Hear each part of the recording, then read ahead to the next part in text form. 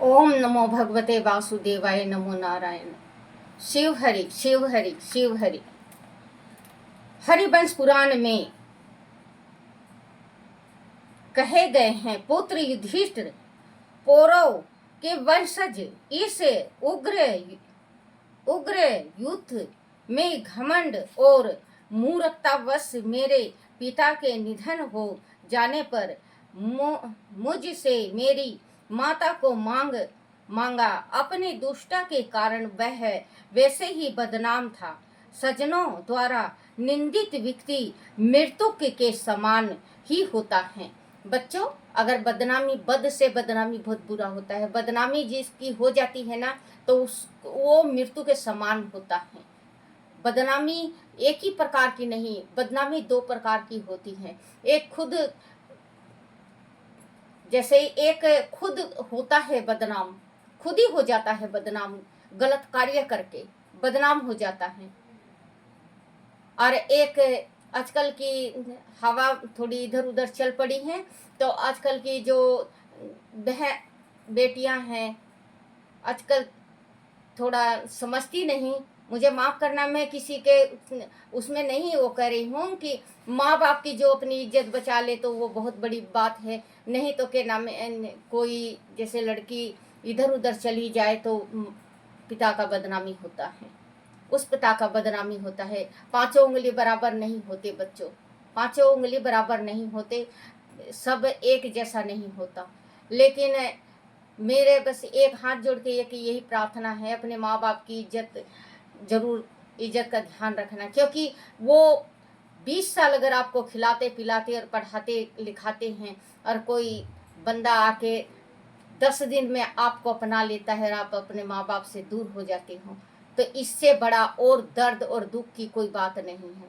क्योंकि माँ बाप होते हैं। अपने जो माँ बाप जैसे करे, माँ बाप की इच्छा है, माँ बाप जैसे भी करे। माँ बाप अपने हिसाब से बहुत अच्छा घर भर देखते हैं, बहुत अच्छा करते हैं, लेकिन आप किसी के बहकावे में नहीं आना चाहिए। तो उससे निंदित आदमी जो कहते हैं कि वो मरे बराबर होता है।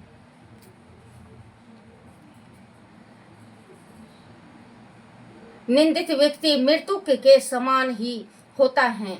ऐसे होता है। अंत में मरे हुए को क्या मारना, ऐसा सोचकर मैं उनकी ओर से उदासीन था। परंतु मेरी माता पर कुदृष्टि डालने से मुझे क्रोध हो आया। तब मैंने उससे युद्ध कर उसे मार डाला। इस प्रकार तुम से राजा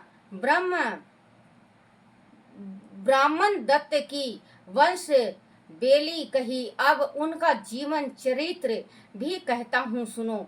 भीष्म ने आगे कहा, एक विचित्र गोरैया ब्राह्मण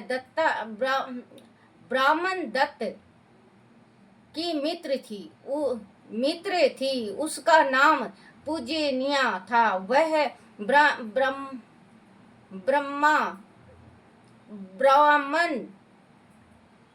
दत्त की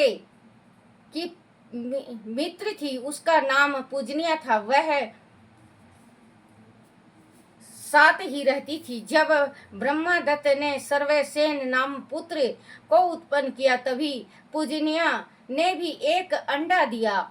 समय आने पर जब वह अंडा फूटा तो उसमें से हाथ पैर और मुख से युक्त एक मांस पिंड निकला। उसका मुख मुख भरा हुआ था। बाद में उसकी आंख व पैर भी निकल आया। पूजनिया राजा के पुत्र को अपने पुत्र जितना ही प्रेम करती थी। एक दिन खेल खेल में ब्रह्मदत्त के पुत्र ने पूजनिया के बेटे को मार डाला। तब क्रोधवश पूजनिया ने चोंच मारकर ब्रह्मदत्ता के पुत्र सर्वसेन के नेत्र फोड़ दिए और वह से चली गई। बाद में इसी ब्रह्मदत्ता ने 7 जातियों में जन्म लेकर श्रद्धा का फल प्राप्त किया और समस्त भाषाओं का ज्ञात हुआ।